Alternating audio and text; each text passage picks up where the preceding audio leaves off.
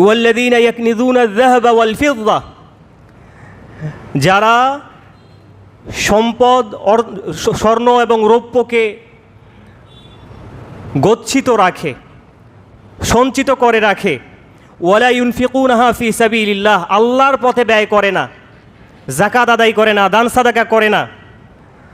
আল্লাহ রাব্বুল আলামিন বলছেন ফাবাশশিরহুম বিআযাবিন আলিম, হে রাসূল আপনি তাদেরকে যন্ত্রণাদায়ক শাস্তির সুসংবাদ দিন, তাদেরকে আপনি যন্ত্রণাদায়ক শাস্তির সুসংবাদ দিন যারা অর্থ সম্পদকে স্বর্ণ রৌপ্যকে যারা পুঞ্জীভূত করে রাখে, যারা আল্লাহর পথে ব্যয় করে না।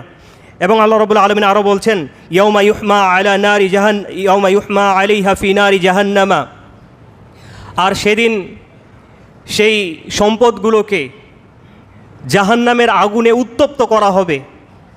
ফাতুকুয়া বিহা জিবাহুহুম ওয়া জুনুবুহুম, এরপরে তাদের কপালে, তাদের পার্শ্বদেশে, তাদের পৃষ্ঠদেশে ছেক দেওয়া হবে এবং বলা হবে হাযা মা কানাজতুম লিআনফুসিকুম, যে এটা হলো সেই সম্পদ যেটা তুমি গচ্ছিত রেখেছিলে। ফাযুকু মা কুনতুম তাকনিজুন, সুতরাং তোমরা শাস্তি আস্বাদন করো যেই সম্পদ তোমরা গচ্ছিত রেখেছিলে তার বিনিময়ে। সম্মানিত সুধী, তাহলে যারা সম্পদ গচ্ছিত রাখে, আল্লাহর পথে ব্যয় করে না, যাকাত দেয় না, এই সম্পদ কাল কিয়ামতের দিনে তাদেরকে এর দ্বারাই শাস্তি দেওয়া হবে।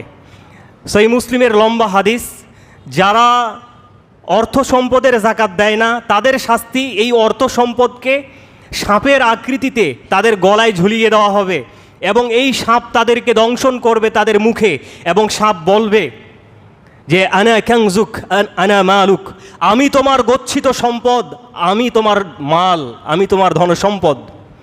যারা স্বর্ণরৌপ্য গচ্ছিত রেখে যাকাত দিবে না, এই স্বর্ণরৌপ্যকে কিয়ামতের দিনে উত্তপ্ত করে তাদের কপালে, পিঠে, পার্শ্বদেশে ছেক দেওয়া হবে এবং এটা হচ্ছে এই স্বর্ণরৌপ্যের যাকাত না দেওয়ার শাস্তি।